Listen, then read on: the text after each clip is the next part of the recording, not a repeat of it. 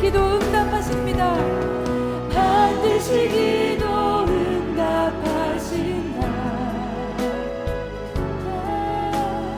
반드시 기도 응답하신다. 때론 나의 뜻과 다른 길이라도 반드시 기도 응답하신다. 반드시 기도 응답하십니다. 반드시 기도 응답하신다. 반드시 기도 응답하신다. 때론 나의 뜻과 다른 길이라도 우리 시간에 더 높이 고백할 때 하늘의 것을 구하면 산다. 하늘의 것을 구하면 산다. 하늘의 것을 구하면 산다.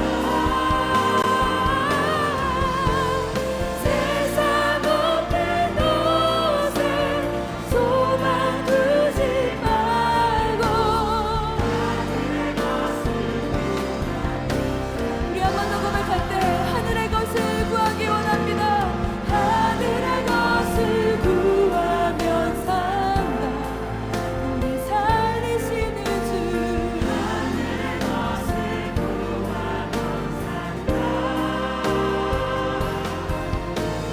세상 못된 곳에 소망 두지 말고 하늘의 것을 구하면 산다. 세상 헛된 곳에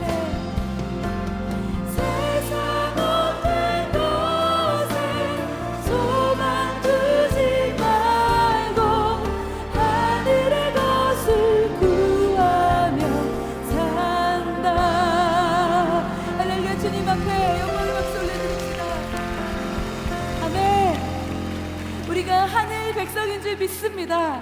예배 공동체인 줄 믿습니다. 이 시간 우리 있는 곳에서 다 같이 자리에서 일어납시다. 그리고 하나님 우리 가운데 우리를 품에 안으시고 우리를 주님의 자녀 삼으셨으니 우리가 주님을 기뻐하기 원합니다. 박수로 하나님께 영광 올려드립시다. 할렐루야. 아멘.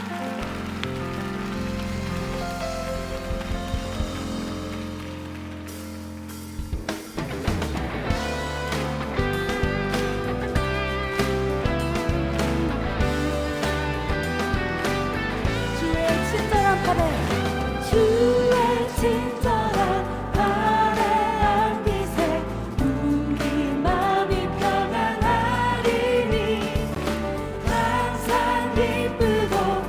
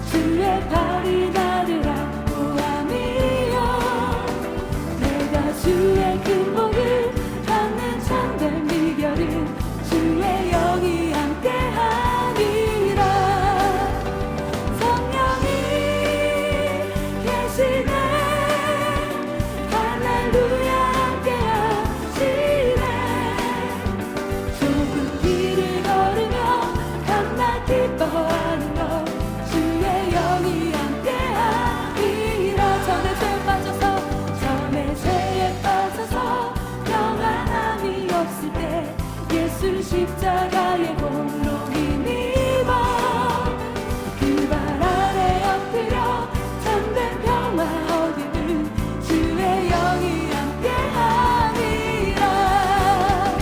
성령이 계시네 할렐루야 함께하시네.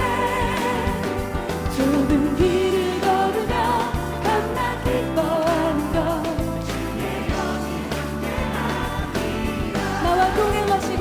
나와 동행하시고 모든 염려하시니 나는 숲에 새와 같이 기쁘다.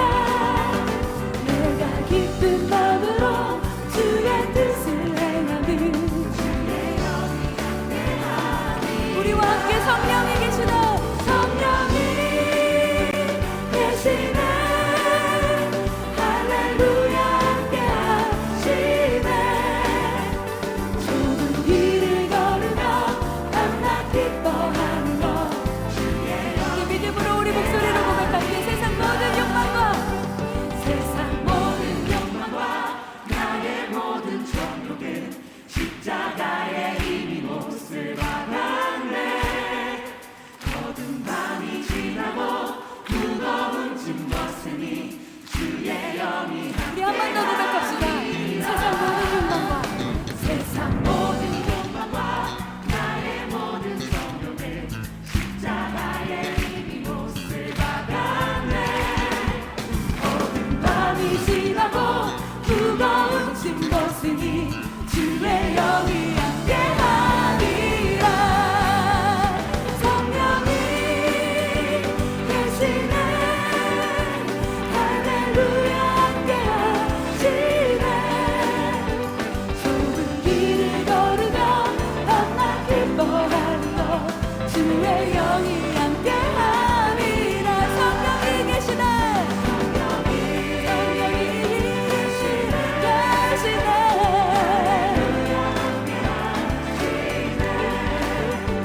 좁은 길을 걸으며 밤낮 기뻐하는 것 주의 영이 함께하리라. 좁은 길을 걸으며 밤낮 기뻐하는 것 주의 영이 함께하리라. 우리와 함께 하시는 성령님 주님을 사랑합니다. 할렐루야.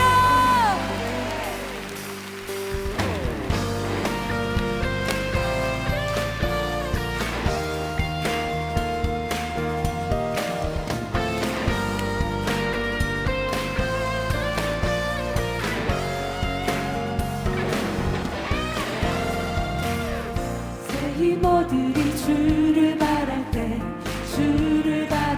우리 주를 바랄 때 새 힘어들이 주를 바랄 때 우리 주를 바랄 한 번 더 새 힘어들이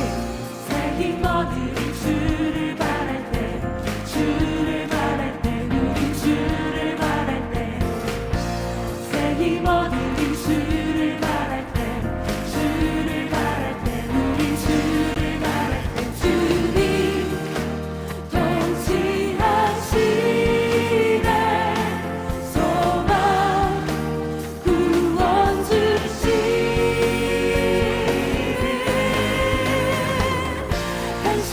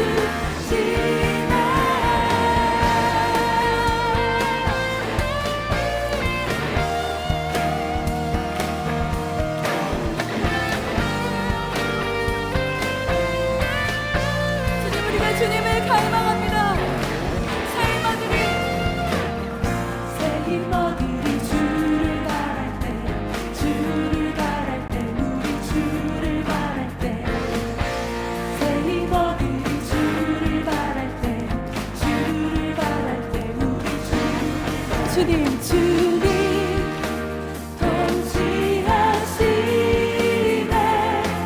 소망 구원 주시네. 당신은 영원하신 주, 내 영원하신 주, 지치지 않으시는 주님, 약한 자 방패 되시며 위로자 되신 주, 독수리 같은 긴 주, 당신은 영원하신 주, 당신은 영원하신 주, 내 영원하신 주, 지치지 않으시는 주님, 약한 자 방패 되시며 위로자 되신 주, 독수리 같은 긴 주, 신나 주님 통치하시네. 소망 구원 주시는 주님, 주님 우리를 통치하시옵소서. 소망 구원 주시네. 당신은 영원하신 주, 내 영원하신 주, 지치지 않으시는 주님, 약한 자 방패 되시며 위로자 되신 주, 독수리 같은 우리가 주님을 바라고 구합니다. 당신은 영원하신 주, 당신은 영원하신 주, 내 영원하신 주, 영원하신 주, 지치지 않으시는 주님, 약한 자 방패 되시며 위로자 되신 주, 독수리 같은 긴 주시네. 우리에게 힘 주시는 주님, 우리와 함께 하시는 주님, 우리에게 독수리 날개치며 올라가게 하시는 주님을 찬양하며 송축합시다. 할렐루야. 우리가 주님을 의지합니다. 주의 말씀을 의지합니다. 할렐루야. 아멘.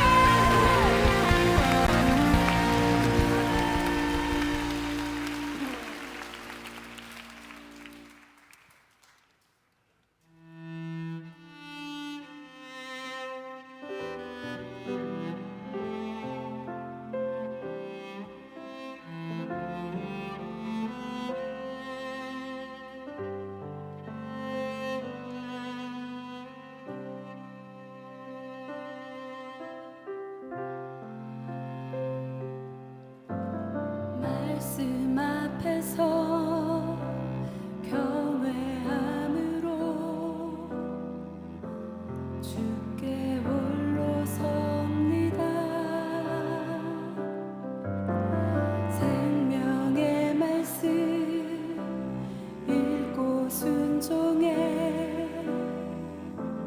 주를 예배합니다.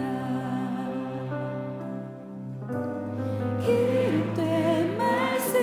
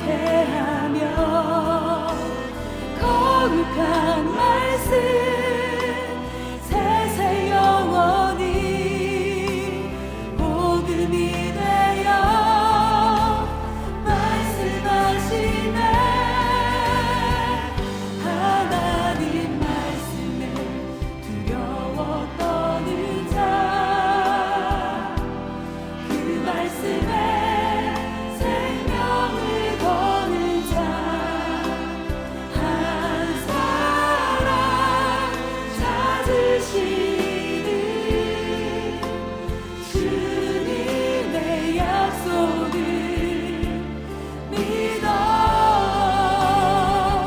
하나님 말씀에 운명을 거는 자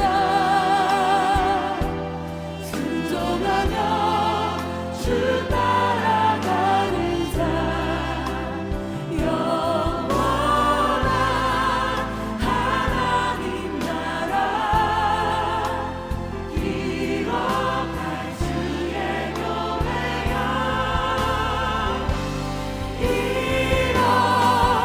일어나라 주 말씀은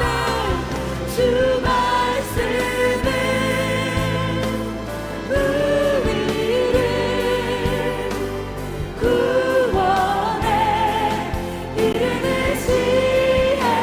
지혜이니 목숨과 내 뜻 다해 주 말씀에 복종하라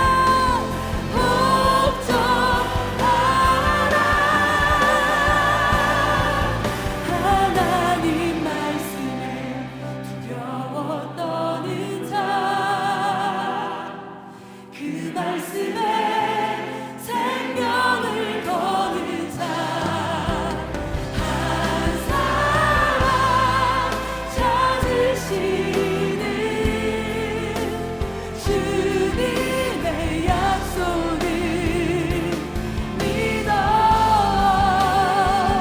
하나님 말씀에 운명을 거는 자네 순종하며 주 따라가는 자 영원한 하나님 나라 이뤄갈 주의 교회여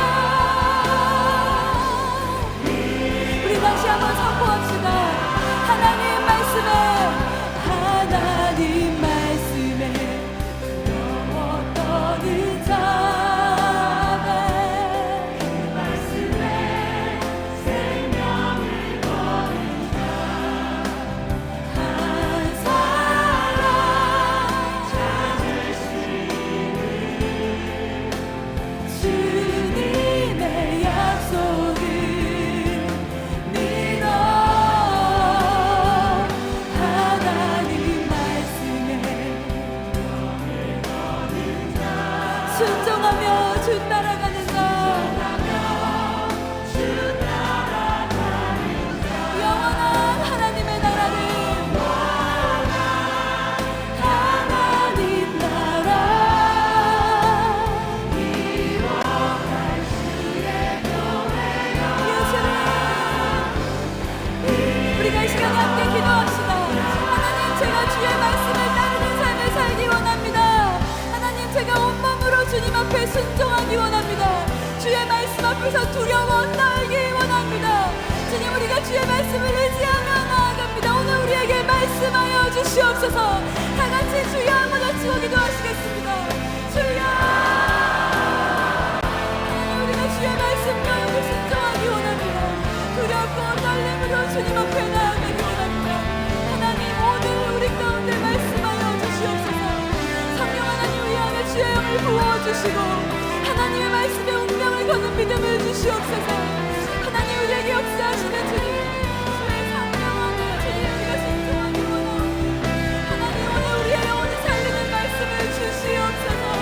그 말씀을 듣기 원하는 것이 아니라 행하게 하여 주시고 순종할 수 있는 믿음을 주시옵소서. 하나님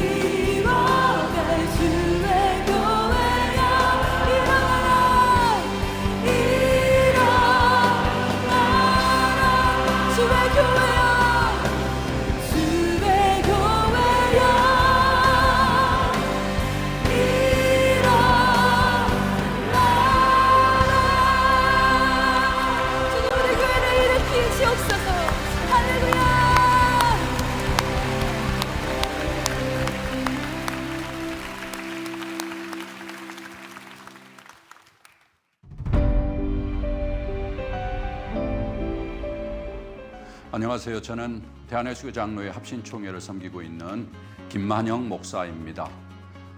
합신은 한국교회 개혁을 위해서 생겨난 개혁운동이라고 이야기할 수 있습니다. 개혁운동은 기도운동으로 시작됐는데요. 합신을 시작하신 우리 박윤선 목사님께서는 교수임에도 불구하고 죽기 살기로 기도하기를 강조했고 그 정신이 우리에게도 아직도 남아 있습니다. 그런 측면에서 우리 다니엘 기도를 생각할 때 얼마나 감사한지 모릅니다. 그동안에도 많은 열매를 맺어왔지만은 앞으로 더 많은 열매를 맺기를 바라고요. 이 기도회를 통해서 은혜 많이 받고 또 기도도 많이 하는 축복이 있기를 바라고 단순히 나의 욕심이 아니라 하나님의 뜻을 구하는, 그래서 하나님의 뜻이 이 땅에 이루어지기를 구하는, 그래서 그 기도가 응답되는 역사들이 이 기도회를 통해서 많이 나타나기를 진심으로 소원합니다. 나도 살고 한국교회도 사는 그러한 기도회로 잘 자리 잡는 우리 다니엘 기도회가 되기를 진심으로 소원해 마지 않습니다. 감사합니다.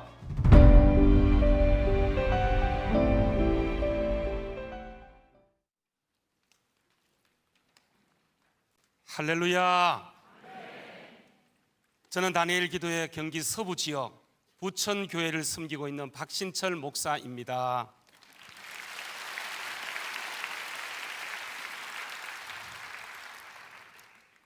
다니엘 기도를 통하여 얼마나 많은 열매가 맺히고 있는지, 그 중에 가장 귀한 것은 교단과 교파를 초월하여 한국교회가 연합하고 있다는 사실입니다.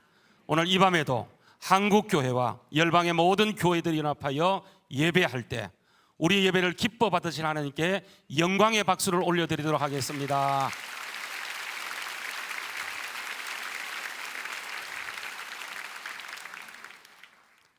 이 시간에는 공동 기도문을 가지고 함께 기도하도록 하겠습니다. 오늘은 특별히 이단 세력을 물리치기 위하여 기도하도록 하겠습니다. 미혹의 영에 사로잡힌 이들이 복음과 진리로 돌아오도록 간절한 마음으로 주여 한번 부르짖고 한 목소리로 기도하도록 하겠습니다. 주여, 나라와 민족을 위하여 기도합니다. 대한민국을 긍휼히 여기사 회개의 은총을 부어주시고 성령의 새바람을 보내셔서 하나님의 영광을 나타내는 한국교회가 되게 하소서. 예수님의 보혈로 이 땅을 덮어주셔서 우상숭배의 죄악들이 끊어지게 하시고 교만과 자살과 음란과 분열의 영이 묶임을 받고 떠나가게 하소서. 창조의 질서를 부정하는 비성경적 법률이 제정되지 않게 하시고 복음으로 남북 간의 평화적인 통일이 이루어지게 하소서. 인간의 탐욕으로 깨어진 창조의 아름다움을 회복시키사 저출산과 기후 문제가 해결되게 하시며 생육하고 번성하는 역사가 일어나게 하소서. 다니엘 기도회를 위하여 기도합니다. 열방과 함께하는 2022 다니엘 기도회가 하나님만 영광 받으시는 기도회가 되게 하시고 이를 통하여 온 민족과 세계 열방에 기도의 불길이 타오르게 하소서. 다니엘 기도에 참여하는 모든 교회와 성도들이 하나님의 치유와 기도의 응답을 경험하여 하나님을 자랑하는 간정의 주인공이 되게 하소서. 세우신 강사들과 찬양팀에게 성령의 능력을 덧입혀 주시고 예배하는 처소마다 현장감 있는 예배가 되게 하소서.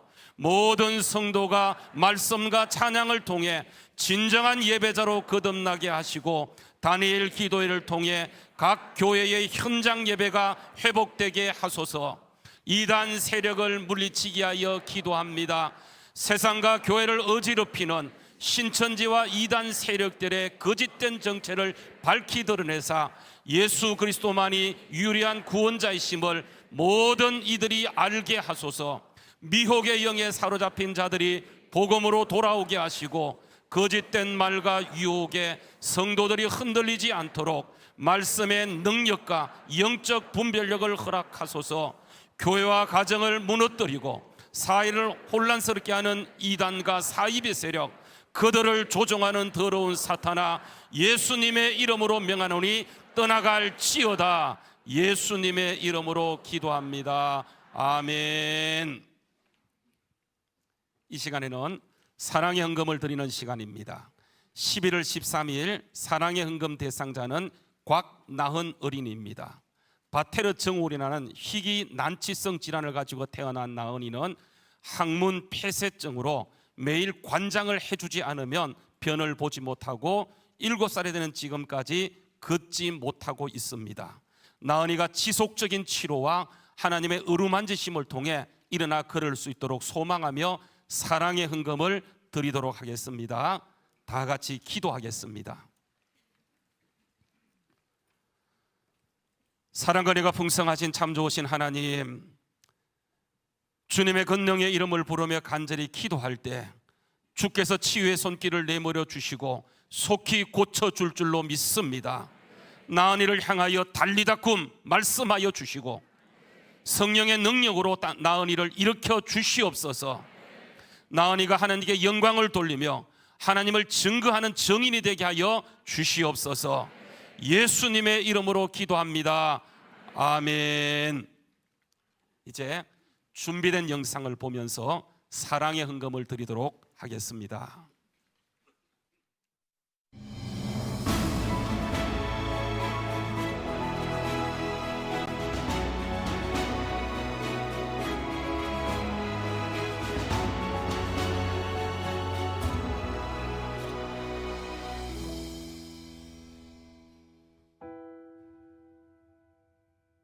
일곱 살이 되었지만 아직 혼자서 걷지도 말하지도 못하는 나은이. 나은이가 아직 말을 못하나요? 어서 예수의 이름으로 나 성대로 말하게 해달라고 맨날 기도가 그거예요. 내가 부르짖는 기도가 그거예요. 태어날 때부터 다른 아이들과 달랐던 나은이는 바테르 증후군이라는 희귀병을 앓고 있습니다.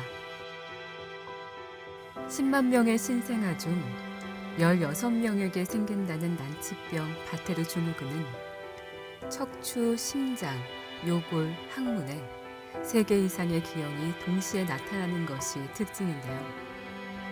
나은이는 그동안 6번의 수술을 받았습니다.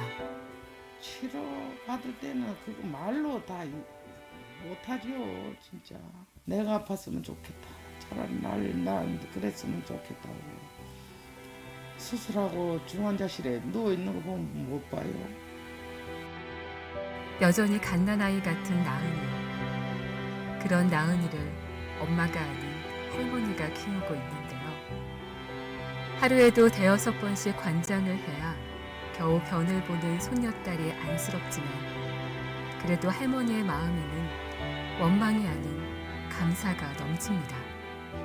다른 집에 갔으면 이걸 감당하겠나? 막 이러면서 우리 집이 주셔가지고 내가 감당할 수 있으니까 저 우리 나은이 우리 집이 보내줬는데 우리 하나님 무슨 뜻이 계실 거다. 내 평생 살아온 길을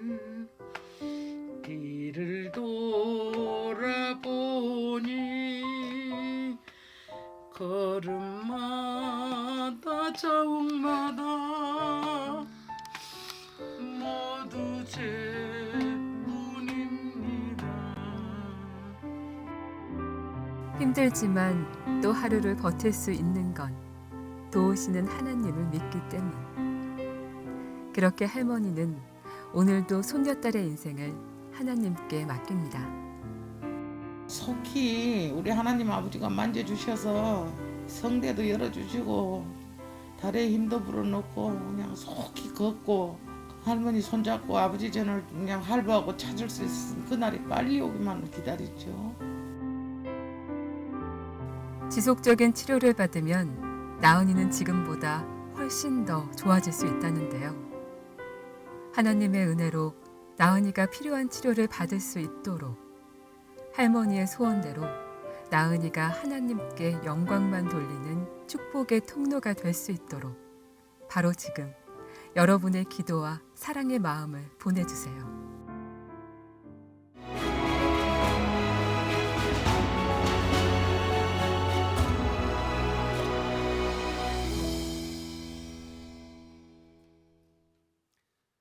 우리가 간절히 기도한 대로 나은이가 꼭 회복되어 이 자리에서 하나님을 자랑하는 간정의 주인공이 될 수 있도록 박수로 응원하도록 하겠습니다.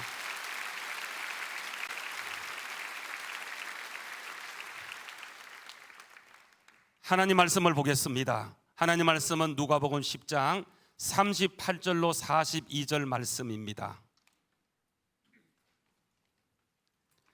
다 함께 마음을 모아 한 목소리로 읽도록 하겠습니다.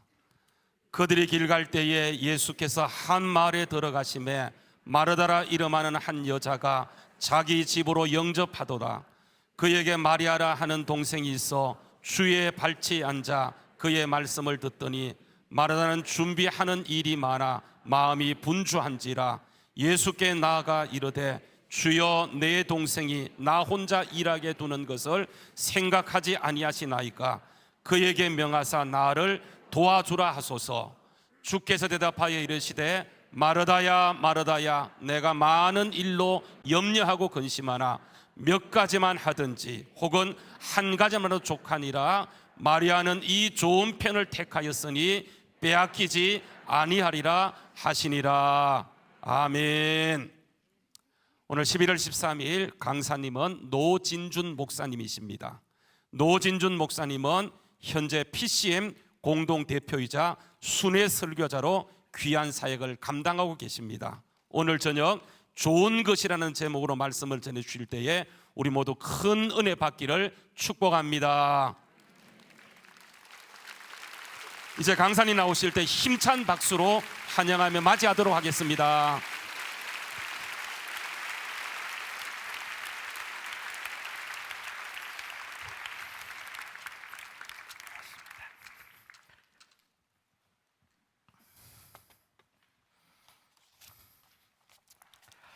반갑습니다, 여러분. 교회 생활을 오래 하신 분들의 가정이나 사업처를 방문해 보면 이 성구를 표구해서 액자로 만들어 걸어 놓은 것을 보게 됩니다. 가게에 성경 구절이 표구된 그 액자가 걸려 있으면 이 집이 혹시 교회를 다니나 하는 생각을 하게 되죠. 그 액자의 그 구절은 그냥 선물로 받아서 걸어놓은 것일 수도 있겠고, 그 가정의 가훈이나 좌우명, 신앙 고백이나 혹은 마음의 소원을 거기에 담아서 걸어놓은 것일 수도 있습니다. 그런데 여러분들이 아시는 것처럼 성경은 이 경구 모음이 아니라 이야기입니다. 그렇기 때문에 문맥에서 떼어서 그 구절만 보면 자칫 그 구절의 원래의 의미를 오해하거나 아니면 잘못 이해하는 경우들이 발생할 수 있습니다. 사업처에 가보면 아마 가장 쉽게 발견할 수 있는 말씀이 욥기 8장 7절 말씀이 아닐까 생각합니다. 내 시작은 미약하였으나 나중은 심히 창대하리라. 정말로 위로가 되는 말씀이고 용기를 주는 말씀이기 때문에 믿지 않는 분들도 아주 좋아하는 말씀입니다. 저는 그 성경 해석을 적용함에 있어서의 다양성을 생각할 때 이런 표구를 만들어 거는 것이 문제가 있다고 생각하지는 않습니다. 아마도 그 성경 구절을 거기에 그렇게 사용하는 분들이 각자가 의도하고 있는 바가 다를 테니까 쉽게 판단하고 싶은 마음은 없습니다. 하지만 분명한 것은 내 시작은 미약하였으나 나중은 심히 창대하리라는 이 말씀은 하나님이 하신 말씀은 아닙니다. 하나님이 하신 약속도 아닙니다. 이 말씀은 욥이 한 말도 아닙니다. 이 말은 욥의 친구였던 빌닷이라고 하는 사람이 했던 말입니다. 그가 이 말을 했던 배경은 응징신학이었습니다. 욥의 친구들은 욥이 고난당하는 것을 보면서 너무 불쌍하게 여겼어요. 어떻게 그렇게 참혹하게 고난을 겪을 수 있을까? 모든 걸 한순간에 다 잃어버리고 머리끝부터 발끝까지 악창이 나서 그 육신적으로 괴로워하고 있는 그 모습을 보면서 욥의 친구들은 너무 불쌍하고 너무 안 됐다는 마음이 들어서 일주일 동안을 죄를 무릅쓰고 금식을 함께 했습니다. 하지만 그렇다고 해서 그들이 가지고 있는 기본적인 신학적 입장을 바꾸지는 않았습니다. 그들이 가지고 있던 기본적인 신학적 입장은 사람들이 고난을 당하는 것은 죄 때문이라고 생각했기 때문입니다. 뭔가 하나님 앞에 범죄했기 때문에 하나님께서 치신 것이고, 하나님 앞에 잘못 살았기 때문에 하나님께서 저주를 내리시고 벌을 주신 것이라고 생각했던 것이 그 당시 사람들의 그러한 신학적인 입장이었죠. 그래서 욥이 고난당하는 것을 보면서 굉장히 안타까운 마음이 있었지만, 이 욥이 이 문제를 해결할 수 있는 방법은 하나님 앞에 회개하는 것이라고 생각했습니다. 그렇기 때문에 내 시작은 미약하였으나 나중은 심히 창대하리라는 이 말에 담겨 있는 의미는, 지금 내가 아무것도 없이 다 잃어버렸지만 이제라도 하나님께 돌아와서 회개하고 하나님 앞에 다시 돌아오면, 그러면 하나님께서 너를 다시 세워주셔서 창대하게 하실 것이라는 말이었습니다. 하지만 그의 말은 틀렸습니다.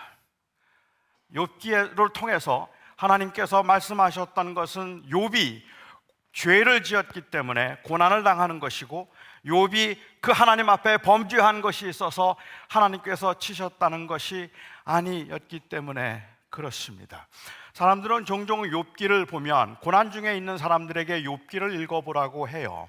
욥기가 위로가 되기 때문에 욥기를 읽어보라고 하는데, 만일 욥기를 읽어보라고 하는 그 말의 의도가 고난 가운데 있으면서도 불평하거나 원망하지 말고 그냥 항상 감사한 마음을 가지라는 의미에서라면 욥기 2장까지만 읽으라고 그래야 돼요. 3장부터 욥은 자신의 출생을 원망하고 왜 내가 이런 고난을 당해야 되는지 모르겠다고 막 절규하고 있는 그 모습들을 보죠. 그럴 때마다 그 모습을 보면서 욥의 친구들은 계속 판단하고 정죄합니다. 아직도 교만하구나. 그러니까 내가 벌을 받는 거지. 하나님 앞에 회개하고 돌아오면 괜찮아질 텐데 내가 죄가 없다고 말하니 죄가 있다라고 말하고 있는 것을 볼 수가 있습니다. 하지만 욥은 하나님 앞에서 자기가 죄가 없다는 이야기를 하고 있는 게 아닌 겁니다. 만일 하나님께서 내 죄로 인하여서 나를 치신다면 그 하나님의 그 거룩하심 앞에 누가 설 수 있겠습니까? 누가 아니라고 말할 수 있겠습니까? 하나님이 치시면 그야말로 아무도 그 앞에서 변명하거나 핑계할 수 없는 것이죠. 그런데 욥이 내가 죄가 없다고 말하고 있는 그 말의 근거는 하나님이 내 죄로 인하여서 나를 치셔서 이렇게 내가 고난을 당하게 만드신 것이라면, 그러면 너희는 어찌 멀쩡하냐? 그 말을 하고 싶은 거잖아요. 너희는 죄가 없니? 너희는 괜찮니? 욥기의 의도는 단순히 그런 의도가 아니라 오히려 제가 이해하는 바 욥기를 통해서 우리들에게 주시는 하나님의 그 위로, 그래서 고난 가운데 있으면 욥기를 읽으라는 말이 정말로 합당하겠다고 생각하는 그 이유는 욥기에서는 의인도 고난을 받을 수 있다 하는 그것과, 두 번째로 욥이 하나님 앞에서 왜 내가 이런 고난을 당해야 되는지, 하나님이 어디에 계신지 그 절규하고 묻고 있는 그 상황을 통해서, 욥기를 통해서 하나님께서 그에게 응답하신 것은 고난 가운데도 나는 너와 함께 했다는 말입니다. 그러니까 욥이 찾고 있건 그 고난 가운데 목마르게 찾고 있었던 것은 하나님의 임재예요. 하나님 거기 계십니까? 내가 이렇게 힘든데 하나님 거기 계신 겁니까? 내가 이렇게 당하고 있는 고난 가운데도 하나님이 그 가운데도 계시고 하나님의 계획이 있는 겁니까? 하나님이 나와 함께 하신다면, 하나님의 뜻이 있다면 그러면 견디고 참겠는데 도대체 내가 왜 이런 고난을 당해야 되는지 몰라서 하나님이 거기 계십니까? 하나님의 임재를 찾고 있는 거죠. 그리고 마침내 하나님께서 나타나셔서 당신의 임재를 보여주셨을 때 욥은 이제 됐다라고 말하죠. 모든 것이 회복되기 이전에 이미 이제 되었다라고 말을 하고 있어서, 사실은 고난 가운데 있을 때 하나님은 그 고난 중에도 함께 하시며 의인도 때로는 이 고난의 길을 가야 한다는 것이 욥기가 우리들에게 주고 있는 교훈이지, 죄가 있어서 고난을 당한다는 말을 하고 있는 건 아니었습니다. 빌닷은 기복적이고 응징적인 신학적 전제에서 회개를 하면 큰 복을 받게 될 것이라는 이 말을 하고 있고, 그래서 나중이 심히 창대하게 되리라고 말하는 것이죠.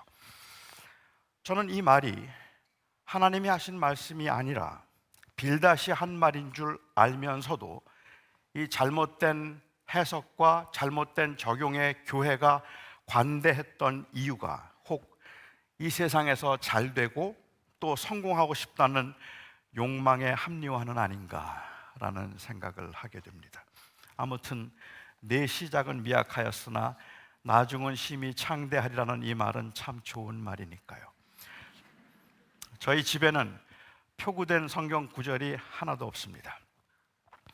말씀을 그렇게 사용하면 안 된다는 저의 개인적 신념 때문에 그런 것이 아니라 아무도 선물을 안 해줘서 그래서 저희 집에는 표구된 성경 구절이 하나도 없습니다. 그런데 만일 제가 저희 집에 성경 구절들로 다시 한번 그렇게 데코레이션을 한다면 그러면 어떤 성경 구절을 걸어 놓으면 제일 좋을까? 어떤 구절이 제일 맞을까 생각해 보았습니다. 우선 침실에 제가 눈을 딱 떴을 때 보이는 그 마주보는 벽에는 저는 시편 127편 2절 말씀을 걸어 놓겠습니다. 여호와께서 사랑하는 자에게 잠을 주시는도다. 여호와께서 사랑하시는 자에게 잠을 주시는도다. 이 말씀을 저는 묵상할 것 같아요. 그리고 제 아내가 눈을 떴을 때 막 보이는 그 벽에는 잠언 24장 33절이 좋아요. 좀 더 자자, 좀 더 졸자. 내가 이 두 손을 모으고 좀 더 눕자 하면 빈궁이 도적같이 말이라. 이 말씀을 제 아내는 묵상하면서 살고 저는 여호와께서 사랑하는 자에게 잠을 주신다는 말씀을 묵상하며 사는 거죠. 식탁이 있는 곳에는 어떤 말씀이 좋을까? 제가 마주보는 벽에는 디모데전서 4장 4절이 마음에 듭니다. 모든 음식은 하나님께서 주신 바이니 감사함으로 받으면 버릴 게 없느니라. 이 말씀 제가 좋아하죠. 그리고 제 아내가 마주보는 벽에는 마태복음 4장 4절이 좋습니다. 사람이 떡으로만 살 것이 아니요 이 하나님의 입으로 나오는 말씀으로 살 것이니라. 아이들 방에는 잠언 13장 1절입니다. 지혜로운 아들은 아비의 훈계를 듣느니라. 화장실에는 빌립보서 3장 8절 말씀이 좋습니다. 내가 그를 위하여 모든 것을 잃어버리고 배설물로 여김은 그리스도를 얻기 위함이라. 그렇다면 주방엔 어떤 말씀이 좋을까요? 주방엔 어떤 말씀이 좋을까요? 제가 여러 교회를 다니면서 주방에서 가장 많이 본 성경 구절은 누가복음 16장 10절 말씀이었습니다. 지극히 작은 것에 충성된 자는 큰 것에도 충성되고 지극히 작은 것에 불의한 자는 큰 것에도 불의하니라 하는 이 말씀이었습니다. 이 말씀이 주방에 있는 이유는 아무도 주방 일을 원하지 않기 때문이라고 생각했습니다. 주방에서 하는 일, 청소하는 일, 봉사하는 일, 그리고 주차 관리를 하거나 유아실에서 아이들을 돌보는 일들은 작은 일이고 선교, 전도, 설교는 아주 크고 중요한 일이라는 이 이원화된 사고 때문에 그래서 지극히 작은 일에 충성된 자는 즉 주방에서 하는 일이 작은 일이지만 여기에 충성된 자가 큰 것에도 충성된 자라고 그런 말씀을 그렇게 그 말씀이 거기에 있지 않을까라는 생각을 했어요. 성경을 공부하고 제자 훈련을 받고 예배를 하는 일은 크고 중요한 일이라고 생각하고 그 외의 일들은 작은 일이라는 그 생각이 그리스도인들의 마음속에 은연중에 있습니다. 아마도 사람들이 이런 인식을 가지도록 하는데 결정적인 영향을 준 그 이 사건이 있다면 바로 오늘 본문에 나오는 사건이 아닐까 생각합니다. 오늘 본문의 사건을 보면 주님께서는 주방에서 일하던 마르다보다는 턱을 괴고 하나님의 말씀을 듣고 있던 마리아를 오히려 칭찬하신 것처럼 그렇게 보이기 때문에 그렇습니다. 마르다는 많은 일로 분주했지만 몇 가지만이든지 혹은 한 가지만이라도 족하다고 하는 책망 비슷한 말을 들었고 마리아는 좋은 것을 취하였으니 빼앗기지 아니하리라라고 주님께서 칭찬 비슷하게 말씀하셨습니다. 마리아가 좋은 것을 취하였으니 빼앗기지 아니하리라고 한 이 좋은 것은 도대체 뭘까요? 무엇이 좋은 것일까요? 말씀을 듣는 것이 좋은 것일까요? 저는 주님께서 이 사건을 통해서 말씀을 듣는 것 혹은 종교적인 목회적인 일과 그 외의 일을 이원화시키는 것을 권장하고 있다고 생각하지 않습니다. 주님께서 말씀하신 그 좋은 것, 마리아가 취한 좋은 것은 과연 무엇이었을까 하는 것을 저는 여러분과 함께 좀 나누어 보고 싶습니다. 이 말씀을 이해하기 위해서는 이 말씀 바로 이전에 나오는 선한 사마리아 사람의 비유와 연관시켜서 생각해 볼 필요가 있을 것 같아요. 물론 두 개는 별개의 사건이라고 말할 수도 있겠지만 제가 보기에는 아주 절묘한 아주 조화를 이루고 있기 때문에 그렇습니다. 한 율법학자가 예수님을 찾아왔습니다. 그리고 예수님에게 물었습니다. 선한 선생님, 어떻게 하면 영생을 얻을 수 있겠습니까? 어떻게 하면 영생을 얻을 수 있겠습니까? 물었습니다. 그는 구도적인 자세로 정말 어떻게 하면 내가 영생을 얻을 수 있을까 하는 간절한 마음으로 한 것이 아니라 오히려 예수님을 시험함으로 자기의 의를 드러내기 위해서 이 질문을 했습니다. 그러니까 어떻게 하면 내가 영생을 얻을 수 있습니까? 라는 그 말을 통해서 이 율법학자가 하고 싶었던, 보이고 싶었던 것은 내가 영생을 받기에 합당한 사람인 것을 예수님이 알까 모를까를 시험하시는 거죠. 그래서 예수님에게 어떻게 하면 영생을 얻을 수 있습니까? 라고 물었고 주님께서는 너는 어떻게 이해하는가? 라고 반문하셨습니다. 정확하게 그는 답을 알고 있었어요. 하나님을 사랑하고 이웃을 사랑하면 되지 않겠습니까? 마음과 뜻과 정성을 다해서 하나님을 사랑하고 이웃을 사랑하면 그러면 되는 것 아닙니까? 주님께서 그래, 내 말이 옳다, 가서 그대로 행해 보라 라고 말씀을 하셨습니다. 그는 마음과 뜻과 정성을 다해서 주님을 사랑하는 일에는 자신이 있었나 봅니다. 아니, 자기가 구원받았다는 사실을, 영생을 얻었다는 사실을 조금 더 드러내기 위해서였겠죠. 그러면 누가 우리의 이웃입니까? 라는 질문을 했습니다. 그리고 그 이웃사랑이 무엇인가 하는 것을 설명하기 위해서 주님께서는 선한 사마리아 사람의 비유를 말씀하셨습니다. 이 선한 사마리아 사람의 비유를 보면 한 사람이 예루살렘과 여리고 사이의 그 길에서 강도를 만나서 거반 죽게 되었습니다. 본문은 강도 만난 사람이 누구인지를 밝히고 있지는 않지만 주님께서 말씀하시려고 하는 의도를 생각해 볼 때 유대인이었을 가능성이 저는 조금 더 높다고 생각을 해요. 만약에 그가 사마리아인이었다면 사마리아 사람을 사마리아 사람이 구한 것은 당연한 것이라고 여길 수도 있을 테니까 말입니다. 하지만 한국인이었어도 상관은 없습니다. 예수님은 이 비유를 예루살렘에서 여리고로 내려가는 길에 발생한 일로 설정하고 계십니다. 한 25km 정도 되는데 그 길이 험하기로 소문나 있었기 때문에 강도가 많이 출몰한다고 해서 많은 사람들이 두려워했던 그러한 길이기도 합니다. 그 길을 제사장이 지나갔고 그리고 레위인이 지나갔습니다. 당시에 여리고에 레위인과 제사장들이 많이 살았던 이유도 있겠지만 예수님께서 다른 일반 유대인들이 아니라 여리고 이 제사장과 그리고 또한 레위인이 지나갔다고 말씀하신 것은 그들을 종교인을 특정화시키고 있는 것 같아요. 그래서 거기에 제사장이 지나갔고 그리고 그 앞으로 레위인이 지나갔습니다. 강도 만난 사람을 보고 불쌍히 여기는 마음 없지 않았을 겁니다. 하지만 너무 피곤했는지 몰라요. 너무 두려웠는지도 모릅니다. 주님께서 이 대조를 통해서 말씀하고자 하시는 또 다른 이유가 있다면 본문의 의도를 볼 때는 종교적인 이유인 것 같아요. 예루살렘에서 제사 다 드리고 종교적 의무를 다 하고 난 다음에 내려가는 길에 강도 만난 이웃을 보았단 말입니다. 그런데 그를 그냥 지나쳐 버렸습니다. 예수님이 이 비유 가운데 그 강도 만난 사람을 그냥 지나쳐 버리는데 그런데 유대인 이 제사장과 레위인을 설정하셨다는 것은 아마도 그들이 종교적 의무를 다했다는 이유 때문에 이웃을 사랑하는 일을 소홀히 여기고 있는 것을 보여주기 위해서였다고 볼 수 있을 것 같습니다.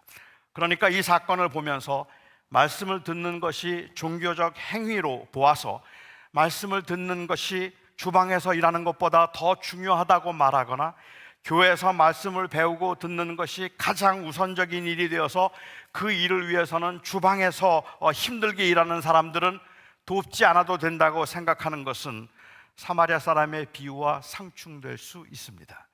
사마리아 사람의 비유에서 말씀하신 의도를 볼 때는 지금 마리아가 말씀 듣는 것을 택하였으니 그게 좋은 것이고, 주방에서 일하는 일로 분주한 마르다는 잘못했다고 말하면 안 되는 거죠.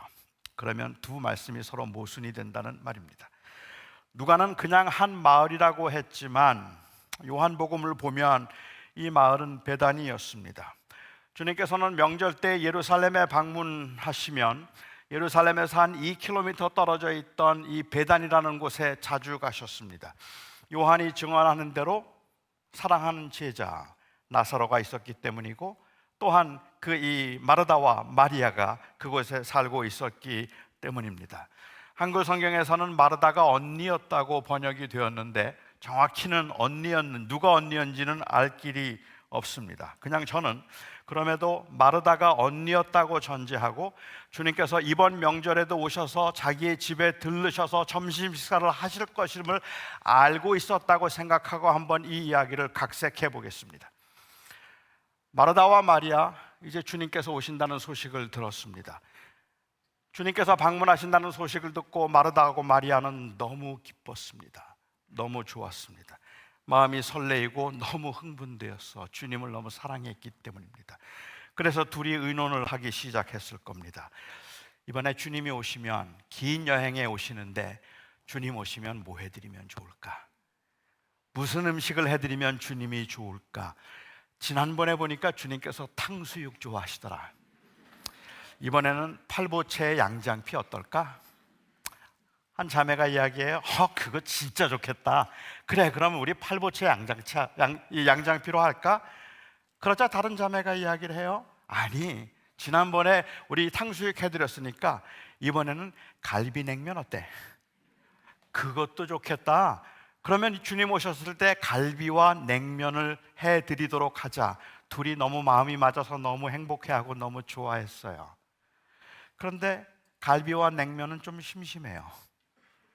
갈비 냉면, 그래도 냉면에는 빈대떡이 있어야 되지 않을까? 우리 빈대떡도 하나 더 해드리면 어떨까? 그래, 빈대떡 주님 좋아하실 거야. 우리 빈대떡도 하나 더 만들어 드리자. 그래, 그런데 냉면은 역시 만두지? 만두도 좀 해드리면 어떨까? 만두도 하기로 했어요. 갈비, 냉면, 만두, 빈대떡, 나물 몇 가지.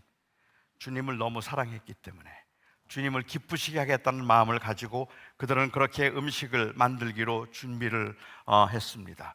그리고 너무너무 행복해 했습니다. 드디어 주님이 오셨습니다. 여러분 아시는 것처럼 주님을 청해서 잔치를 하는 것은 그렇게 쉬운 일이 아닙니다. 주님을 청하면 기본으로 따라오는 남자가 12입니다. 그래서 그 잘 먹는 식성 좋은 12명의 남자아이가 같이 따라오기 때문에 어김없이 잔치가 되죠. 그뿐입니까? 그 동네 병자들, 그리고 또한 유지들, 관심 있는 사람들이 다 들어오고 나면 그러면 어김없이 잔치가 되는 겁니다. 하지만 그들은 너무 행복했습니다. 주님을 사랑했으니까, 그리고 주님을 기쁘시게 해드리고 싶었으니까. 드디어 주님께서 오셨습니다. 이번에도 어김없이 12명의 그 식성 좋은 남자들을 대동하셨어요. 주님의 일행이 도착하자마자 마르다는 마음이 분주해졌습니다. 아무리 음식을 미리미리 준비해도 손님이 오면 그 다음에 주인은 바빠지는 법이잖아요. 음식 데워야 하고 음식 끓여야 하고 전도 붙여야 되고 정신이 없습니다. 먼 거리 여행하시느라고 엄청 피곤하시고 시장하신 주님, 빨리 음식을 해드려야 되겠다는 마음이 조급해지면 조급해질수록 일이 제대로 진행되지 않아서 더 마음이 급한 거예요. 그래서 마르다가 막 마음이 급해서 이리 뛰고 저리 뛰면서 음식을 막 준비하고 있는데 마리아가 안 보여요. 마리아 어디 갔어? 마리아. 아니 이렇게 바쁜데 마리아 어디 간 거야? 마리아. 그리고 마리아를 찾다 보니까 마리아가 주님의 이 앞에서 턱을 괴고 앉아서 말씀을 듣고 있는 거예요. 아마 제가 짐작할 때는 마르다가 마리아에게 계속 손짓을 했을 것 같아요. 가서 이 사인을 보냈겠죠. 빨리 나오라고. 너무 바쁜데 거기 앉아 있으면 어떡하느냐고, 빨리 좀 나오라고. 마리아가 마르다 봤을 겁니다. 보고 난 다음에는 그 다음에는 못 본 척해요. 주님만 보고 있어요. 그리고 말씀을 듣고 있는 겁니다. 계속 손짓을 하지만 보지 않고 있는 그 마리아가 너무 야속했고 섭섭했고, 나중에는 그런데 가만 내버려 두시는 주님이 섭섭했어요. 그래서 주님을 찾아갑니다, 드디어. 그리고 주님에게 말하죠. 주님, 마리아가, 내 동생이 나를 돕지 않는 것을 그냥 내버려 두십니까? 마리아를 명하여 나를 도우라 하소서라고 그렇게 주님께 일러 바치죠. 여러분, 마르다는 무슨 대답을 기대했을까요? 아니, 여러분들이 알고 계시는 주님은 어떤 대답을 하실 분인가요? 아마도 저희가 알고 있는 주님이라면, 제가 알고 있는 주님이 맞다면 주님께서 마리아에게 말씀하셨을 것 같아요. 마리아, 솔직히 너 좀 너무 얌체 아니니? 저 언니 저 바쁜 것 좀 봐. 언니 얼마나 바쁘니? 그런데 너 혼자 여기 와서 지금 말씀을 듣고 있으면 되겠어? 말씀을 듣는 것보다 행하는 게 더 중요하니라. 나가서 언니 좀 도와줘. 언니 힘들잖아. 그렇게 말씀하시는 게 더 주님다워 보이지 않습니까? 오히려 주님께서는 그런 상황이 된다면 지금 가서 언니 도와주고 이따 저녁 때 넌 따로 내가 이 성경 가르쳐 줄게 라고 말씀하시면 더 주님다울 텐데, 오히려 주님께서는 마르다를 향하여서 말씀하십니다. 마르다야, 내가 많은 일로 분주하구나. 그러나 몇 가지만 혹은 한 가지만이라도 족한데 마리아가 좋은 것을 택했다라고 말씀하셨습니다. 그리고 마리아는 그걸 빼앗기지 아니할 거다. 몇 가지만 하든지 혹 한 가지만이라도 족하다는 말씀이 그렇게 요란하게 잔치하려고 하지 말고, 음식 많이 만들려고 하지 말고 김치찌개 하나면 돼, 한 가지만이면 된다, 그런 뜻이라고 보아도 될까요?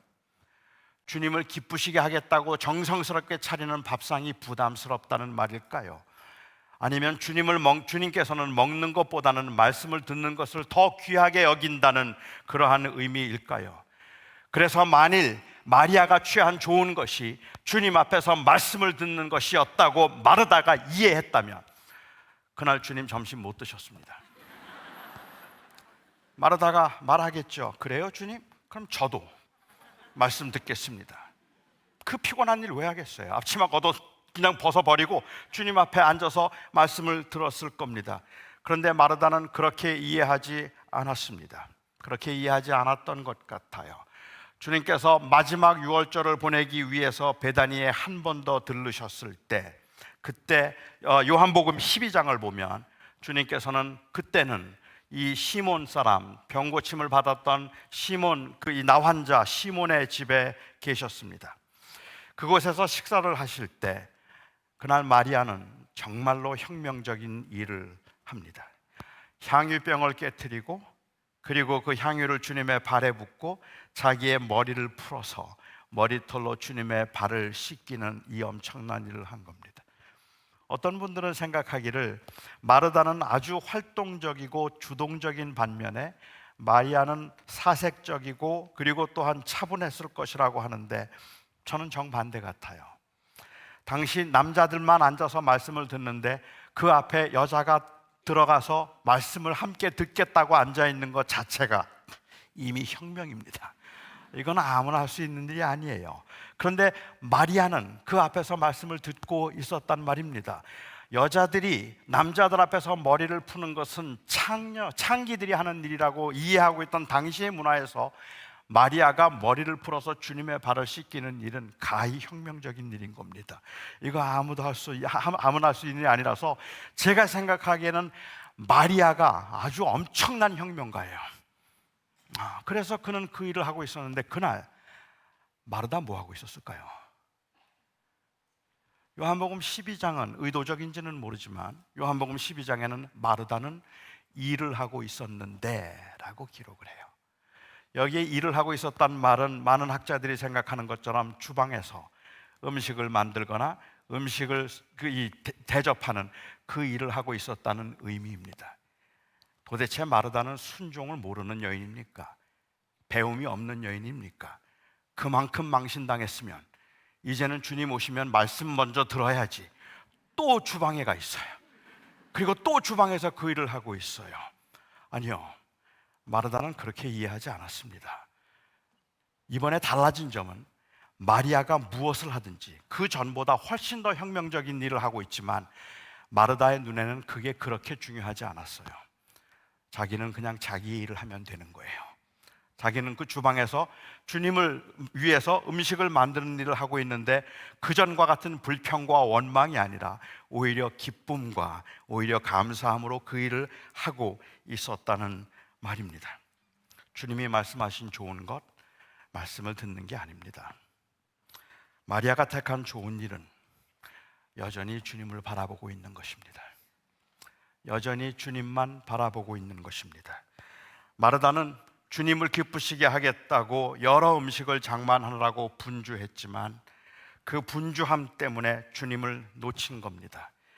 주님을 섬기려고 기쁜 마음으로 시작했는데 주님과 마리아 사이에, 이 마르다 사이에 마리아가 끼어들어서 이제는 마리아 보느라고 주님을 볼 수 없었던 겁니다. 그래서 그는 그 기쁨은 불평으로 바뀌었고 원망으로 바뀌어서 주님을 섬기는 그 일이 이제는 기쁨의 일이 아니라 오히려 짜증나는 일이고 화가 나는 일이 되어버린 겁니다. 마르다가 놓친 건 뭘까요? 말씀을 듣는 게 아닙니다. 말씀을 듣는 것이든 아니면 주방에서 일을 하는 것이든 마르다가 놓친 것은 주님을 보는 것입니다. 주님 보는 대신 마리아를 보고 있는 것이 그의 문제였다는 말입니다.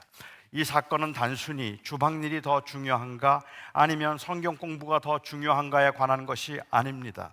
이 사건은 목회가 더 거룩한 일인가 주차 관리나 유아를 돌보는 일이 더 거룩한 일인가에 관한 것이 아닙니다.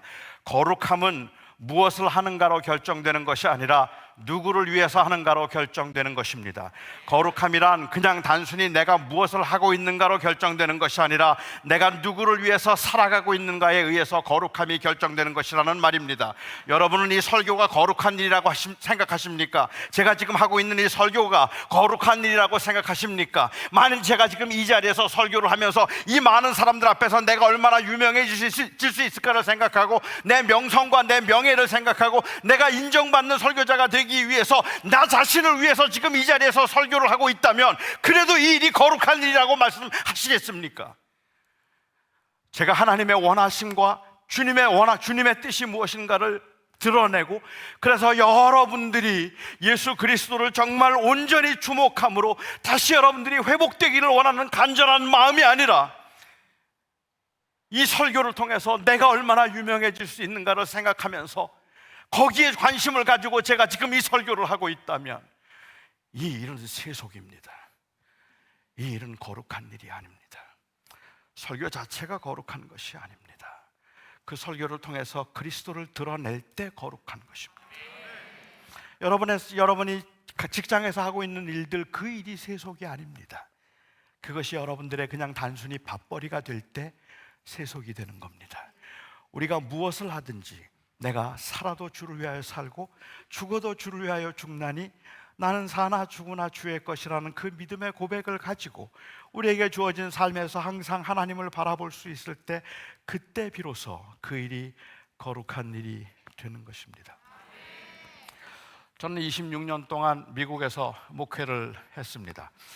그리고 60세가 되었을 때 은퇴를 했습니다. 엄밀히 말하면 은퇴라기보다는 한 5년 됐는데요. 은퇴라기보다는 이제 목회 사역을 이제 마감하고 좀 다른 사역을 하고 싶었다는 게 조금 더 정확한 표현일 수도 있겠다는 생각이 듭니다. 제가 그렇게 목회 사역을 은퇴하고 난 후에 제법 여러 번 질문을 받았습니다. 목회할 때 가장 힘들었던 게 뭡니까? 라는 질문을 우리 후배 목사님들에게 종종 받습니다.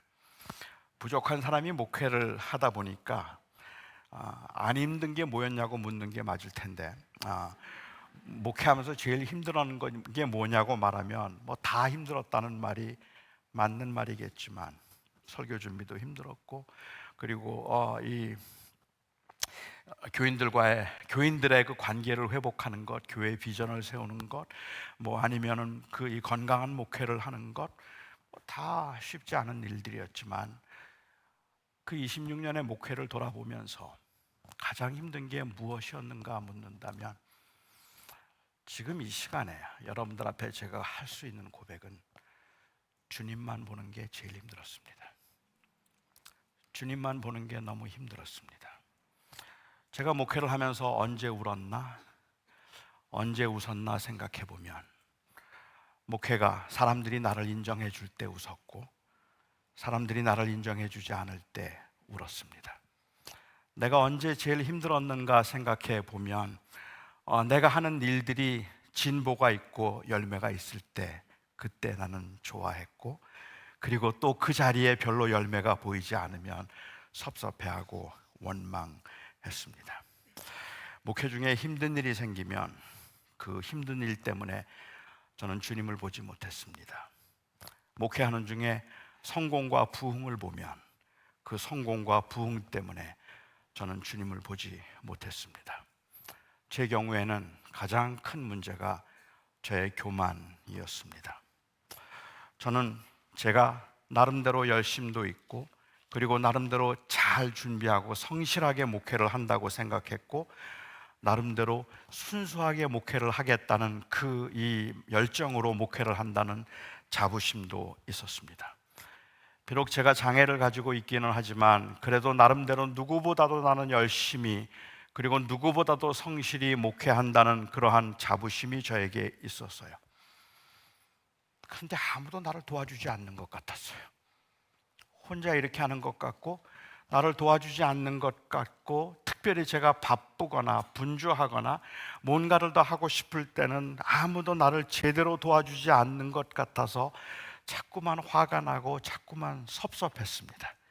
제 눈에 자꾸 마르다가 보이는 거예요. 다 마르다 같아서. 그래서 너무 섭섭해서 화를 내기도 하고 낙심되기도 하고 그러다가 조금 인정받는다 싶으면 마치 제가 열심히 한 것에 그 이 인정을 받는 것 같아서 그래서 또 그것을 은근히 자랑하기도 했습니다. 저는 저의 시선이 그리스도에게 고정된 것이 아니라 어쩌면 제 목회의 성공과 그리고 또한 그 인정에 목말라 있었기 때문에 원망도 많았고 또 다른 사람들에 대한 섭섭함도 많았지 않았을까라는 생각을 합니다. 처음부터 그랬던 거 아닙니다. 처음에는 그러지 않겠다는 마음으로 시작을 했거든요. 저는 제가 고등학교 2학년 때 처음 목사가 되겠다고 헌신의 기도를 했습니다. 사실 저희 가정에는 목사가 아무도 없습니다. 저희 가정에는 목사가 아무도 없는데 제가 고등학교 1학년 때 처음 교회를 나가고 고등학교 2학년 때 예수님을 인격적으로 만나고 난 다음에 너무 좋아서 저 목사 되고 싶다고 기도했습니다. 제가 고등학교 2학년 때 목사가 되겠다고 기도하고 헌신하면서 시작한 기도가 있었어요. 그것은 제가 목사가 되겠다는 마음은 그 욕망은 있는데 열망은 있는데 그런데 자신이 없었기 때문입니다. 저는 제가 태어나고 8개월 되었을 때 소아마비 장애인이 되었습니다. 그러니까 저는 평생을 장애인으로 산 셈입니다. 저는 제가 장애인으로 살면서 제가 너무 약하다는 것에 대한 일종의 자격지심, 열등감이 있었고 나는 강해야 된다는 생각을 항상 하고 있었기 때문에 열심히 공부했습니다. 공부 진짜 열심히 했어요. 잘했느냐고는 묻지 마세요. 그냥 열심히 했습니다. 남들이 하는 운동도 다 하려고 했었고 남들 앞에서 제 성격과 다르게 까불기도 하고 모든 대화를 주도하기도 했습니다. 약해 보이면 안 된다고 생각했기 때문에 그랬던 거죠. 저는 제가 약하지만 약한 게 걸리면 안 된다는 생각이라서 길을 가다가 넘어지면 누군가 저에게 찾아와서 손을 잡고 일으켜 주려고 하는 게 제일 자존심이 상하는 거예요. 들킨 것 같아요. 그냥 와서 깔깔 웃는 친구들이 좋아요. 바보같이 왜 넘어졌어? 하고 말해주면 나를 자기들처럼 생각해 주는 것 같아서 그래서 그게 고맙더라고요. 저는 중학교, 고등학교를 한 20분 걸어 다녔는데 제 기억에 저는 20분 동안 걸어 다니는데 한 번도 그 짧은 거리였지만 큰 길로 간 적이 없었습니다. 저는 항상 뒷길로 갔습니다. 좀 멀리 돌아도 제가 뒷길로 갔던 이유는 큰 길을 가다 친구를 만나면 가방 들어다 준다고 말하는 게 싫어서, 마치 내 약함이 들킨 것 같아서, 다 알고 있는데 그런데도 마치 내 약함이 그때 들키는 것 같아서 그게 싫어서 혼자 뒷길로 다니기도 했습니다.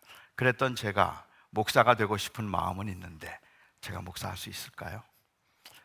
그래서 제가 고등학교 2학년 때 목사 되겠다고 헌신하면서 기도를 시작했습니다. 4년 동안 하루도 빼놓지 않고 했던 기도입니다. 하나님, 제 다리 좀 고쳐주세요. 저 좋은 목사 되겠습니다.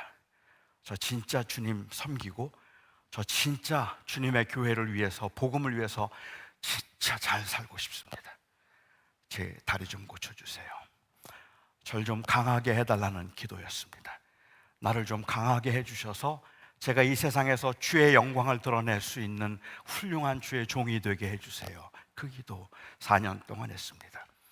대학교 2학년 때, 4년 되는 그 해, 대학교 2학년 때 미국에 제가 있을 때였는데요. 어느 이 차를 운전하고 가다가 한 교회 옆을 지나게 되었는데 그 교회에 간판이 하나 붙어 있더라고요. 오늘 밤에 신유 집회 있다고 거기에 간판이 붙어 있었어요. 그래서 제가 저기 가서 기도를 한번 받아봐야 되겠다 생각을 하고 그날 저녁에 그 신유 집회 모임에 제가 참석을 했습니다. 한 30명쯤 모였었어요. 그리고 목사님들 5명이 이 강단 위에 5명이 앉아 계시고, 그리고 한 분씩 한 분씩 앞으로 나오면 머리에 손을 얹고 안수 기도를 해 주었습니다. 제 차례가 되어서 제가 나갔더니 한 목사님이 제 머리에 2 손을 얹고 기도를 하는데 정말로 땀을 비오듯 쏟으면서 3분, 5분 동안 저를 위해서 간절하게 기도를 해 주었습니다. 저는 그게 너무 감동이 되었고 너무 큰 위로가 되었어요. 그 신유 집회는 인위적이지 않았고, 그 신유 집회는 뭐 그렇다고 해서 막 억지스럽지 않고 요란하지 않고 그냥 진심을 담아서 저를 위해서 기도해 주는 그게 너무 고마워서 정말 마음에 큰 위로를 받았습니다. 그리고 제가 자리에 들어가 앉았는데 목사님 중에 한 분이 설교를 하셨습니다. 그리고 그날 그 설교가 제 마음을 뒤집어 놓기 시작했습니다. 저는 제 마음속에 그런 분노 아니면 그런 섭섭함이 있다는 걸 그때 처음 알았어요. 목사님의 설교를 듣는데 막 화가 치밀어 오르는 거예요. 너무너무 속상하고 화가 나는 거예요. 그날 그 목사님의 설교가 그리 대단한 것도 아니에요. 목사님의 설교는 그냥 믿음으로 기도하면 무슨 병이든지 다 낫는다예요. 믿음으로 기도하면 무슨 병이든지 다 낫는다는데, 그런데 왜 그렇게 화가 납니까? 그러니까 지난 4년 동안 내가 기도했는데 믿음이 없어서 안 고쳐주신 거라고. 그러면 하나님이 기대하시는 믿음은 도대체 뭔데? 무슨 믿음을 하나님께서 원하시는데 내 병을, 내 다리를 고쳐주지 않는 거지? 그게 너무 화가 나서 4년 동안 기도하는 것이 억울하기도 해서, 그래서 제가 그걸 참지를 못하고 예배 다 마치고 난 다음에 목사님을 찾아갔습니다. 목사님께 제가 여쭈었어요. 목사님, 정말 믿음으로 기도하면 무슨 병이든지 다 낫습니까? 그러자 그 목사님이 저를 보고 말씀하세요. 믿음으로 기도하면 무슨 병이든지 다 낫지. 정말 그렇습니까? 그렇지, 그래요. 저는 그때 바울 이야기하고 싶었거든요. 바울에게 육체의 가시가 있었잖아요. 우리는 바울의 병이 뭔지는 정확하게 모릅니다. 어떤 학자의 기록에 의하면 바울에게는 39가지의 병이 있었다 그래요. 그러니까 그는 걸어다니는 종합병원이에요. 그런데 사실 40에 하나 감안매 39대씩 5번만 맞았다면 뭐 온몸이 그 골병이 든 그건 당연하겠죠. 그래서 그가 극심한 그 위장병이었다고 말하는 사람도 있고, 간질 환자였다고 말하는 사람도 있고, 그리고 클레멘트의 기록에 의하면은 등이 굽었던 곱취였다고 말하는 사람도 있고, 뭐 신경쇠약을 앓았다는 사람도 있고, 뭐 병이 너무너무 많아요. 그 중에 특별히 바울을 괴롭혔던 어떤 한 가지 병이 있는 것 같아요. 그것을 바울은 육체의 가시라고 불렀습니다. 너무너무 괴로워서 이게 복음의 진보에 도움이 되지 않는다고 생각해서, 그래서 그는 하나님께 기도했습니다. 육체의 가시를 거두어 달라고 3번 기도했죠. 나았나요? 낫지 않았잖아요. 그런데 그래서 제가 그 이야기를 하고 싶었어요. 근데 목사님이 먼저 그 이야기를 해요. 바울에게 육체의 가시가 있었지. 네, 그가 그 가시를 고쳐달라고, 거두어달라고 3번 하나님 앞에 기도했는데 그 병이 나았을까? 안 나았습니다, 목사님. 그러자 그 목사님이 말하기를 나았다 그래요. 아니요, 낫지 않았습니다. 목사님이 계속 나았다고 말하면서 그는 그 육체의 가시가 너무 괴로워서 하나님 앞에 그것을 거두어 달라고 기도를 했는데 하나님께서 3번의 기도 끝에 그에게 응답하시기를 내가 받은 계시가 너무 크기 때문에 너로 하여금 교만하지 않도록 하기 위해서 내 몸에 육체의 가시를 두었다 말씀하시고 내 은혜가 네게 족하니 너는 그 약함을 가지고 있으나 그 약함을 통하여 결국은 내 강함을 드러내게 될 것이다. 너의 약함이 곧 강함이라는 주님의 음성을 들었지. 그렇습니다. 그리고 목사님이 저에게 물어요. 그리고 난 다음에 또 기도했을까? 그래요. 아니요. 그러면 그 병 나았지. 이제는 더 이상은 그건 병이 아니라 오히려 하나님을 섬기도록 하기 위한 하나님의 은사지. 하나님께서 그것을 통하여서 더 하나님을 의지하게 만들기 위한 수단이지, 그것은 그를 괴롭히고 고통스럽게 만드는 것은 아니지. 여전히 고통과 불편함은 남아있지만 거기에 하나님의 뜻과 계획이 있음을 발견하고 난다면 그건 더 이상은 병이 아니야. 그날 제 병이 나았습니다. 그날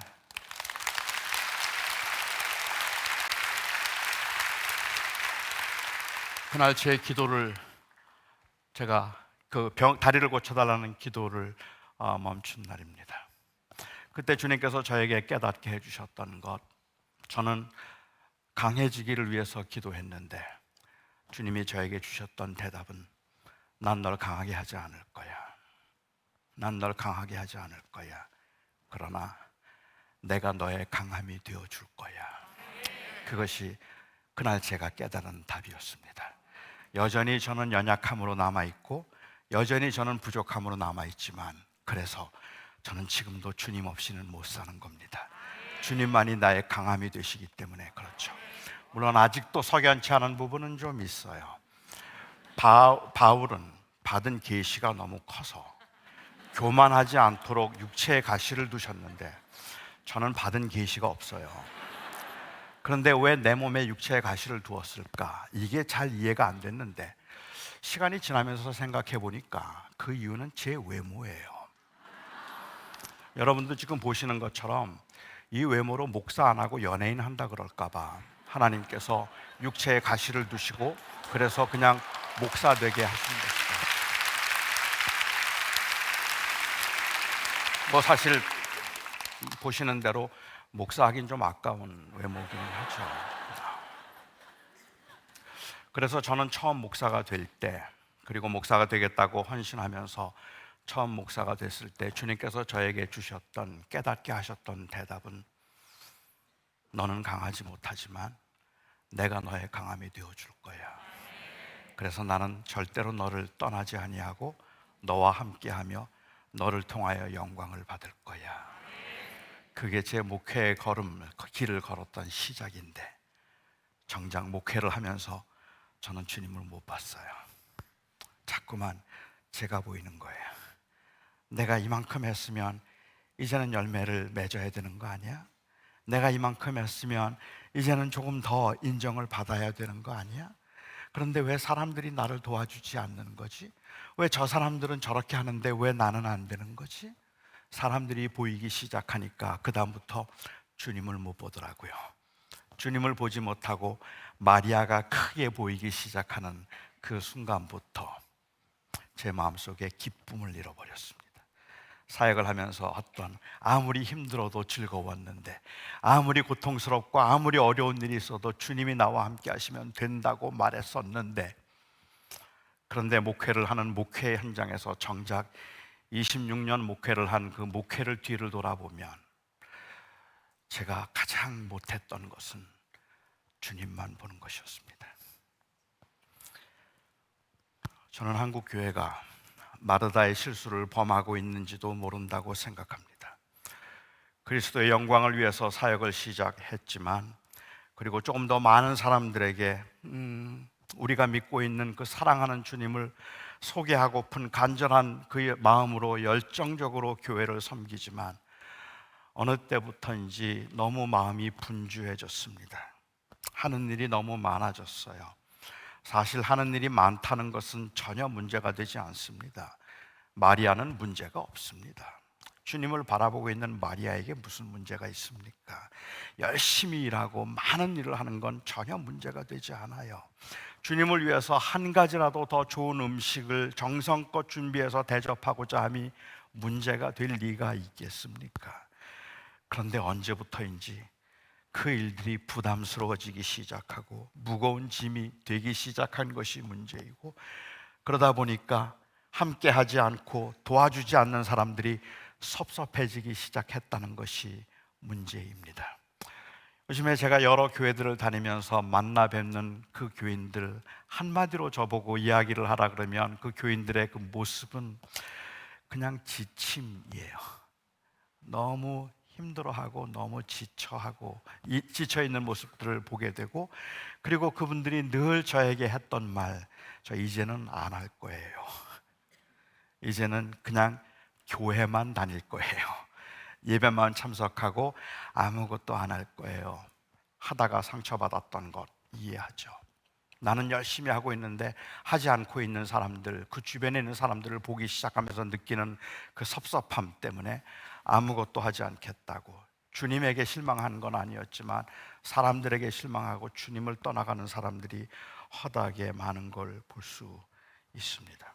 어쩌면 그것보다 더 큰 문제는 제가 경험했던 문제, 주님을 기쁘시게 하기 위해서라는 명목으로 시작한 일이 결국은 자기의 의가 되고 자기의 성취가 되었고, 성공이 목표가 되고 형통이 동행의 증거가 되어버려서 주님을 놓치고 있다는 것입니다. 목사도 마리아가 될 수 있고, 목회도 마리아가 될 수 있습니다. 성장도 마리아가 될 수 있고, 부흥도 마리아가 될 수 있습니다. 그 반대로 고난도 마리아가 될 수 있고, 그리고 그 삶에서의 그 무기력함도 마리아가 될 수 있습니다. 우리는 그걸 뛰어넘고 싶습니다. 그 마리아를 넘어 주를 보고 싶습니다. 그리고 간절하게 주를 바라보고 다시 일어서고 싶은 겁니다. 믿음이 뭐냐고 말하면, 저는 종종 교인들에게 이야기할 때 믿음이란 그냥 모든 것을 있는 그대로 보는 거다, 제자리에 놓고 보는 것이라고 이야기를 합니다. 여러분, 동전 2개면 세상을 가리는 거 아시죠? 이 손가락 2개면 세상도 가릴 수 있습니다. 손가락 2개로 어떻게 세상을 가리죠? 눈앞에 가까이 대면 됩니다. 가까이 대면, 그러면 아무것도 보이지 않습니다. 그런데 우리가 살다 보면, 사역을 하다 보면 조금 힘든 일이 생겨도 그 힘든 일이 확 눈앞으로 다가와요. 팝밥이 돼요. 그리고 또 조금 성공하거나 인정을 받으면 그게 눈으로 확 다가와요. 그래서 그것 때문에 주님이 안 보여요. 그것 때문에 주님을 볼 수가 없어요. 우리가 기도하고 몸부림치고 하나님 앞에 부르짖고, 그리고 또한 하나님을 향하여서 우리가 간절히 원하는 것이 있다면 그 노력들은 바로 그 자리에 있는 그 고난이 사라지겠습니까? 그 고난이 없어지겠습니까? 그런데 그걸 끌어내리는 거죠. 그리고 제자리에 두면 길이 보여요. 주님이 보여요. 저는 여러분들이 지금 주님을 보고 계십니까? 라고 묻고 싶어요. 환난 때문에, 고난 때문에, 역경과 아픔 때문에, 지금 내 앞에 나를 가로막고 있는 그 엄청난 장애물 때문에 저는 그것들이 얼마나 힘든 일인지를 당연히 알고 있지만, 그래서 그것을 결코 가볍다고 여기고 싶지 않지만, 그럼에도 불구하고 이 모든 것보다 더 크신 주님, 이 모든 문제를 해결하시는, 이 모든 문제의 주인이 되시는 그 주님만 바라보면 되는 거죠. 저는 제 목회에 실패했습니다. 그런데 제가 이 자리에 있습니다. 제가 이 자리에 있는 이유는 제가 주님을 주목할 수 있었기 때문이 아니라 주님은 저를 한 번도 놓친 적이 없기 때문입니다. 그 은혜 때문입니다. 제가 주님을 보지 않고 있을 때에도 주님은 저를 보고 계셨어요. 제가 주님을 보지 않고 다른 것을 보면서 절망할 때도 안타까운 눈으로, 사랑스러운 눈으로 주님은 저를 보셨어요. 그리고 그럴 때 이제 저는 그 주님의 눈과 좀 마주쳐 보고 싶은 거예요. 그 주님을 좀 같이 보고 싶은 거예요. 그 사랑의 주님을 보고 싶다는 말입니다. 사랑하는 성도 여러분, 지금 이 시대가 믿음으로 살아내기가 얼마나 어려운 시대인지 너무 잘 압니다. 옛날의 영광과 옛날의 부흥을 회복해 보자고 몸부림을 쳐도 아마 그전처럼 그렇게 잘 될 것 같지도 않고, 여러분들이 가지고 있는 개인적인 열심들, 내가 한때는 꽤 열심이었는데 그 열심을 한번 회복해 보자고 애를 써도 이게 잘 되지 않아서 그냥 넘어지고 쓰러지고 조금 열심을 내는 것 같다가 다시 시들해지는 우리의 모습을 보면서 낙심하고 좌절할 때가 있을 겁니다. 그런데 여러분, 잊지 마시기 바랍니다. 그럴 때에도 주님은 여러분을 안 놓치고 있습니다. 주님은 여러분을 보고 있습니다. 그래서 이 시간에 우리가 때로 한눈을 파는 일이 또 발생할지라도 우리가 오늘 이 밤에 기도하며 간절히 원하는 것이 있다면 주님 보고 싶습니다. 내 앞에 나를 가로막고 있는 그 마리아를 넘어서 주를 보고 다시 회복되고 싶습니다 하는 그 간절한 마음이라고 생각합니다. 오늘 이 기도회를 통해서 우리 주 예수 그리스도만 영광을 받으시기 바랍니다. 기도하겠습니다. 사랑하는 나의 아버지 하나님, 너무 감사합니다. 주님께서 저를 놓지 않으셔서 감사합니다. 저는 자꾸 다른 것들이 보여서 실망하고 원망하고 그리고 불안해하고 두려워할 때에도 주님은 한결같은 그 눈길을 저에게 보내주셔서 제가 보고 싶을 때마다 주님의 눈을 볼 수 있어서 너무 감사합니다. 오늘 이곳에 함께하는 사랑하는 성도들을 주님께서 붙드셔서 오직 예수 그리스도를 다시 바라보는 아름다운 일이 있게 하여 주시옵소서. 우리의 생명이신 예수 그리스도의 이름으로 기도합니다.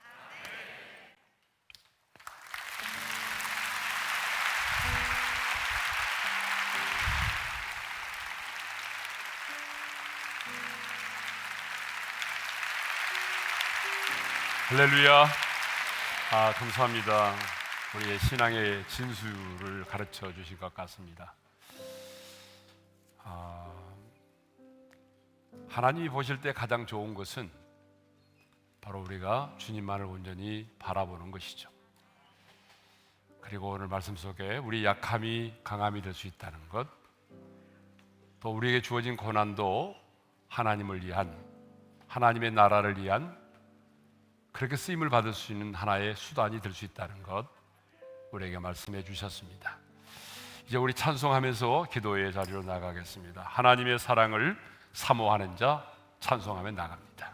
하나님의 사랑을 사모하는 자, 하나님의 평안을 바라보는 자, 너의 모든 것 창조하신 우리 주님이 너를 얼마나 사랑하시는지 하나님께 찬양과 경배하는 자, 하나님의 선하심을 닮아가는 자, 너의 모든 것 창조하신 우리 주님이 너를 찬양 삼으셨네. 하나님 사랑의 눈으로 너를 어느 때나 바라보시고 하나님 인자한 귀로서 언제나 너에게 기울이시니 어두움에 밝은 빛을 비춰주시고 너의 작은 신음에도 응답하시니 너는 어느 곳에 있든지 주를 향하고 주만 바라볼지라.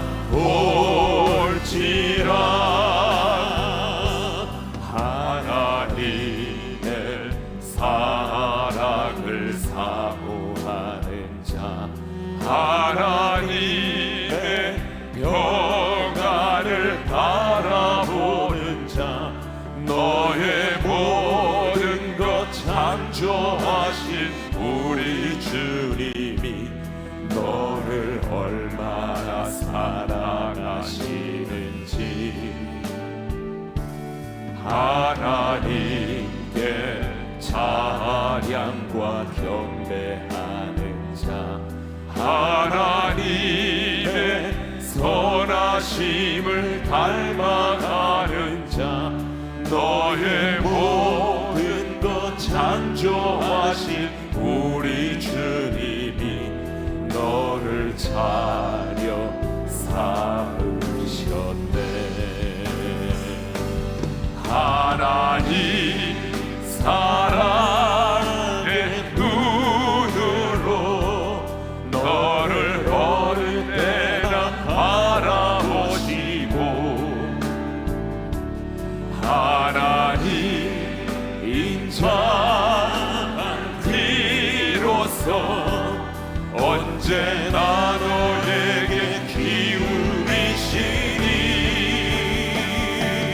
어두움에 밝은 빛을 비춰주시고 너의 작은 신음에도 응답하시니 너는 어느 곳에 있든지 주를 향하고 주만 바라볼지라. 하나님 사랑의 눈으로 너를 어느 때나 바라보시고